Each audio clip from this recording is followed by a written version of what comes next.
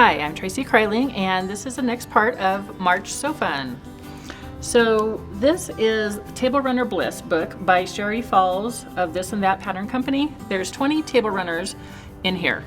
So they're all piece, there are no applique ones, but there are different holidays, flowers, hearts, all sorts of different things. Kind of a southwestern print, all different kinds of things that you can do. So I am trying to use up some of my fabric stash. So I made my 2 quilts out of a fat quarter pack, and I still had leftovers. So I made these table runners also.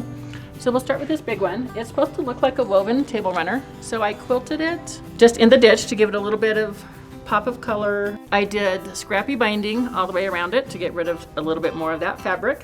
When you're making this table runner, you really want to pay attention to how these are put together. So when you're doing all your piecing, keep everything together and labeled as you're sewing it, because it's gonna get very confusing if you don't keep everything labeled. So it did take a little while. This is a really big table runner. It's like 66 inches, I think. So it'll look even great across the edge of a bed or a really big table, a buffet, something like that. But I think it turned out really cute, and it's a great way to use up scraps. This next one, I just love nice spring flowers. I love the checkerboard print on it. Had to do blue in here somewhere. This one was a little more interesting to make because it does have a Y seam.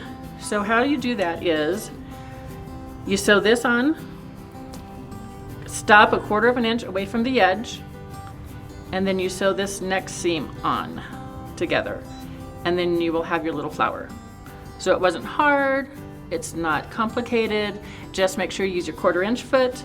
You will have markings on there where you need to stop and start your next seam, and it comes out perfect. Okay, it's time for a giveaway. Beverly Wolf is the winner in Aurora, and she is going to win some Quilter Select Free Fuse. Patty Pearl from Colorado Springs will win a Clover Roll and Press.